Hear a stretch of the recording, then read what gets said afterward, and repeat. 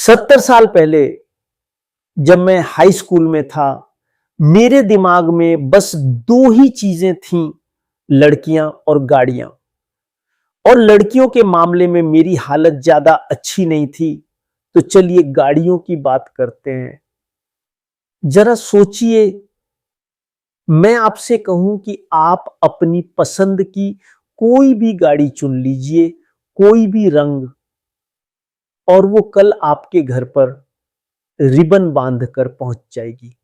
लेकिन शर्त यह है, यही एक गाड़ी आपको जीवन भर के लिए मिलेगी, दूसरी कभी नहीं। अब बताइए, आप उस गाड़ी के साथ क्या करेंगे?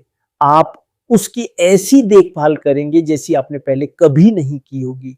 अब मैं आपसे कहना चाहता हूं, आपको जीवन में एक से ज्यादा गाड़ियां मिल सकती हैं, लेकिन शरीर और दिमाग सिर्फ एक ही मिलता है, बस एक। और यही एक शरीर, एक दिमाग आपको पूरी जिंदगी साथ निभाना है। तो सबसे जरूरी बात यही है कि आप तय करें कि आपको समझ में क्या आता है और किन चीजों को समझना आपकी क्षमता से बाहर है। आपको हजारों कंपनियों के बारे में सही होने की जरूरत नहीं, बस कुछ कुछ गिनी चुनी कंपनियों के बारे में सही होना काफी है। मैं बिल गेट्स से पहली बार 5 जुलाई 1991 को मिला था। सिएटल पहुंचते ही बिल ने कहा, आपको कंप्यूटर लेना चाहिए। मैंने पूछा क्यों? उसने कहा, वो इससे आप अपना इनकम टैक्स कैलकुलेट कर सकते हैं। मैंने कहा, मेरी तो कोई इनकम ही नहीं है, बर्कशायर डिविडेंड नहीं देती। फिर उसने कहा, ये आप अपना पोर्टफोलियो ट्रैक कर सकते हैं। मैंने कहा, मेरे पास तो सिर्फ एक ही स्टॉक है। उसने कहा, ये सब कुछ बदल देगा। मैंने पूछा, क्या ये बदल देगा कि लोग च्युइंग गम चबाना बंद कर देंगे? उसने कहा, शायद नहीं। मैंने कहा, तो फिर मैं च्युइंग गम पे टिका रहूंगा, तुम कंप्यूटर पर टिके रहो। मुझे हर बिजनेस समझ में नहीं आता, और ये कोई बुरी बात नहीं है। दुनिया में हजारों मौके हैं। मुझे बैंक ऑफ अमेरिका समझ आया, माइक्रोसॉफ्ट नहीं आया। तो क्या हुआ? टेड विलियम्स ने एक किताब लिखी थी, द साइंस ऑफ हिटिंग। उसमें उन्होंने एक डायग्राम बनाया जिसमें स्ट्राइक जोन को 77 छोटे छोटे बॉक्स में बांटा गया है, हर एक बेसबॉल के साइज का। वो कहते हैं, अगर मैं सिर्फ अपने स्वीट जोन में आने वाली गेंदों पर ही बैट चलाऊं तो मेरा एवरेज 400 रहेगा। लेकिन अगर मुझे लो और आउटसाइड गेंदों पर भी स्विंग करना पड़े तो एवरेज गिरकर 230 रह जाएगा। उनका कहना था, हिटिंग में सबसे जरूरी चीज है सही गेंद का इंतजार करना। लेकिन विलियम्स को एक नुकसान था, अगर काउंट O2 हो जाए तो चाहे गेंद कितनी भी खराब क्यों ना हो, उन्हें स्विंग करना ही पड़ता था। इन्वेस्टिंग में ऐसा नहीं है, यहां कोई कॉल्ड स्ट्राइक नहीं होती। लोग आपको माइक्रोसॉफ्ट फेंकें, जनरल मोटर्स फेंकें, आपको स्विंग करने की कोई जरूरत नहीं। कोई आपको आउट नहीं करेगा। स्ट्राइक तभी लगती है जब आप स्विंग करते हैं और चूक जाते हैं। तो आप हजारों कंपनियों को दिन ब दिन देख सकते हैं, और सिर्फ तभी बैट चलाइए जब कोई चीज आपकी समझ में आए और उसकी कीमत भी सही लगे। ये बहुत बड़ा फायदा है, और ये सोचना बहुत बड़ी गलती है कि आपको हर चीज पर राय रखनी है। बस कुछ गिनी चुनी चीजों पर राय काफी है। मैं अक्सर छात्रों से कहता हूं, अगर स्कूल से निकलते वक्त आपको एक कार्ड मिले जिसमें 20 छेद हों और वही आपके जीवन भर के इन्वेस्टमेंट फैसले हों, तो आप बहुत अमीर बन जाएंगे, क्योंकि तब आप हर फैसले पर बहुत गहराई से सोचेंगे। अमीर बनने के लिए 20 सही फैसलों की भी जरूरत नहीं, 4-5 ही काफी हैं। जेफ बेजोस ने अमेजन के साथ जो किया वो कमाल है, मैं उन्हें सैल्यूट करता हूं। लेकिन क्या मैं उस वक्त बता सकता था कि यही सफल होगा और 10 दूसरे नहीं होंगे? नहीं, मैं इतना समझदार नहीं हूं। और अच्छी बात यह है कि मुझे ये समझने की जरूरत भी नहीं। मैंने कोका कोला को समझा। कोका कोला 1886 से चल रही है, रोजाना 1.5 अरब से ज्यादा 8 आउंस सर्विंग्स बिकती हैं। अगर आप हर सर्विंग पर सिर्फ 1 पैसा एक्स्ट्रा कमाएं तो साल भर में ये रकम करोड़ों डॉलर बन जाती है। तो सवाल ये है, क्या कोका कोला किसी नई नवेली कोला कंपनी से 1 पैसा ज्यादा कीमती है?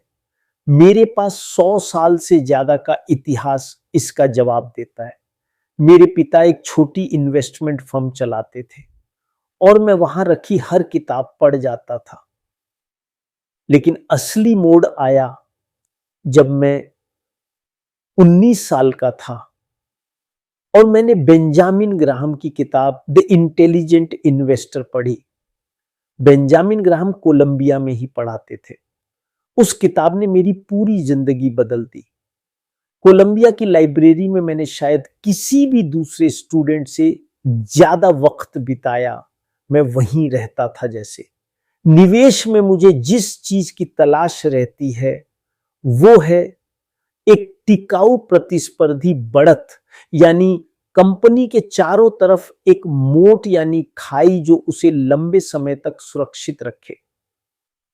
ईमानदार और सक्षम मैनेजमेंट, क्योंकि मुझे खुद कंपनी चलानी नहीं आती। और एक ऐसी कीमत जो बहुत ज्यादा ना हो। एक बहुत अच्छे बिजनेस के लिए थोड़ा ज्यादा दाम चुकाना बेहतर है बजाय इसके कि आप किसी सस्ती लेकिन कमजोर कंपनी में फंस जाएं।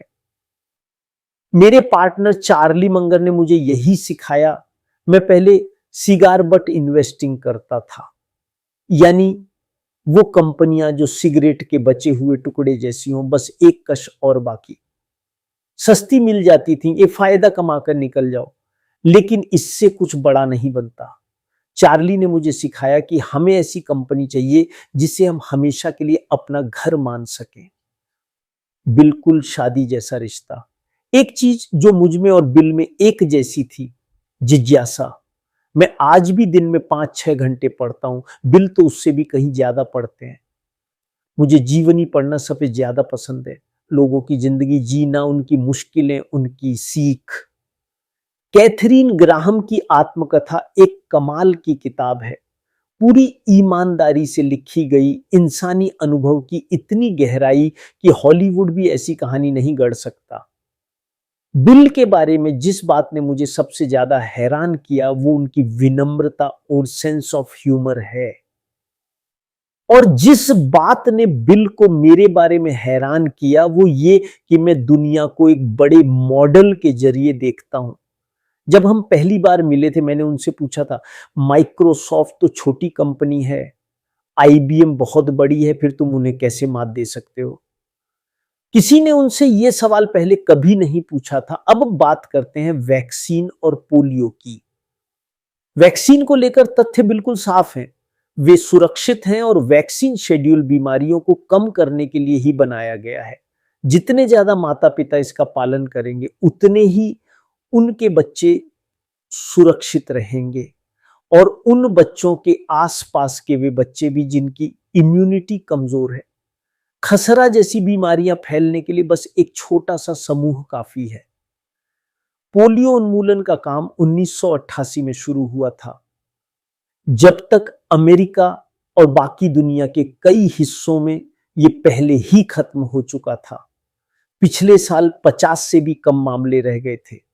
लेकिन जहां अफवाहें फैलीं कि वैक्सीन एक विदेशी साजिश है, वहां काम रुक गया। नाइजीरिया और पाकिस्तान अफगानिस्तान सीमा पर कुछ चरमपंथी गुटों ने यह अफवाह फैलाई कि वैक्सीन औरतों को बांझ बना देती है और इस वजह से वैक्सीन देने वाली कई कार्यकर्ताओं की हत्या तक कर दी गई। तो यह सिर्फ अमीर देशों की समस्या नहीं है, अफवाहें कहीं भी जाने ले सकती हैं। अब बात अमेरिका की। मेरा जन्म जब हुआ तब से अब तक इस देश की प्रति व्यक्ति असली जीडीपी 6 गुना बढ़ चुकी है। कोई सोच भी नहीं सकता था कि यह मुमकिन होगा। मैं दुनिया के इतिहास में सबसे भाग्यशाली इंसान मानता हूं उस बच्चे को जो आज इस देश में पैदा हो रहा है। मैंने अपना पहला स्टॉक 11 साल की उम्र में अप्रैल 1942 में खरीदा था। उस वक्त डाउ जोन्स इंडेक्स 100 पर था। आज देखिए कहां पहुंच गया है। कुछ न कुछ अच्छा जरूर हुआ है और आगे भी होता रहेगा।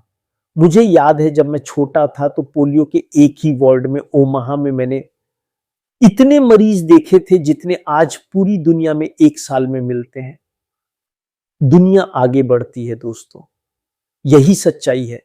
लोग अक्सर पूछते हैं अरे जोखिम से डर कैसे दूर करें। मुझे कॉलेज के दिनों में पब्लिक स्पीकिंग से बेहद डर लगता था। मैंने एक कोर्स के लिए साइन अप किया, फिर चेक पर पेमेंट रोक दी क्योंकि डर के मारे हिम्मत ही नहीं हुई। बाद में आखिरकार मैंने खुद को मजबूर किया, नकद पैसे देकर कोर्स ज्वाइन किया क्योंकि नकद वापस नहीं मिलता। उस कोर्स ने मेरी जिंदगी बदल दी। मेरी एक ही सलाह है, असफलता से मत डरिए। मुझे हार्वर्ड ने रिजेक्ट कर दिया था और वो मेरे साथ हुई सबसे अच्छी चीजों में से एक साबित हुई।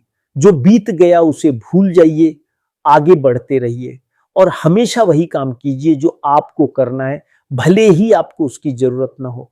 जिंदगी को नींद में मत गुजारिए। ये सोच कर मत बैठिए कि बाद में सब अच्छा होगा। मैं 86 साल का हूं और आज भी उतने ही जोश से काम पर जाता हूं जितना तब जाता था जब मैंने शुरुआत की थी। अब बात परोपकार यानी फिलैंथ्रोपी की। मेरा मानना है कि हर इंसान की जिंदगी बराबर कीमती है। अगर मैं अपने सीमित पैसों को समझदारी से दुनिया में कहीं और लगाऊं तो शायद अमेरिका के बजाय ज्यादा लोगों की जिंदगी बेहतर बना सकता हूं, क्योंकि अमेरिका के पास पहले से ही बहुत संसाधन है। मुझे कभी कभी इसकी आलोचना भी झेलनी पड़ती है, लेकिन मैं इस पर एडिग हूं। मैं खुद एक ओवेरियन लॉटरी का नतीजा हूं। 1930 में अमेरिका में पुरुष के तौर पर पैदा होने की संभावना 40 में 1 थी। मैं बस किस्मत वाला था। मैंने और बिल मेलिंडा ने मिलकर गिविंग प्लेस शुरू की, जिसमें अरबपति लोग अपनी ज्यादातर दौलत दान करने का वादा करते हैं। शुरुआत में हमें लगा था शायद 20-25 लोग जुड़ेंगे। आज 150 से ज्यादा जुड़ चुके हैं। थोक में परोपकार करना मुझे पसंद है, खुदरा में नहीं। यानी बहुत सारे छोटे छोटे कारणों में बंटने की बजाय कुछ बड़े और गहरे असर वाले कामों पर ध्यान देना। आखिर में रिश्तों की बात। आप जिन लोगों के साथ वक्त बिताते हैं, आप धीरे धीरे वैसे ही बनते जाते हैं। इसलिए हमेशा ऐसे लोगों के साथ रहिए जो आपसे बेहतर हों, जो आपको वो इंसान बनने में मदद करें जो आप बनना चाहते हैं। और शायद जिंदगी का सबसे बड़ा फैसला यही है, आप किसे अपना जीवन साथी चुनते हैं। दोस्ती में भी वही बात लागू होती है। कुछ दोस्त आपकी सबसे अच्छी खूबियां बाहर निकालते हैं, उनमें निवेश कीजिए, उन्हें जीवन भर संभाल कर रखिए। चार्ली मंगर के साथ मेरी 58 साल की पार्टनरशिप में हमारी कभी कोई लड़ाई नहीं हुई। अब तो हम एक दूसरे से रोज बात भी नहीं करते, क्योंकि हमें पता है दूसरा क्या कहेगा। वो सब 50 साल पहले ही कह चुके हैं। किसी अच्छे पार्टनर के साथ काम करना अकेले काम करने से कहीं ज्यादा मजेदार होता है। तो दोस्तों, यही मेरी सीख है।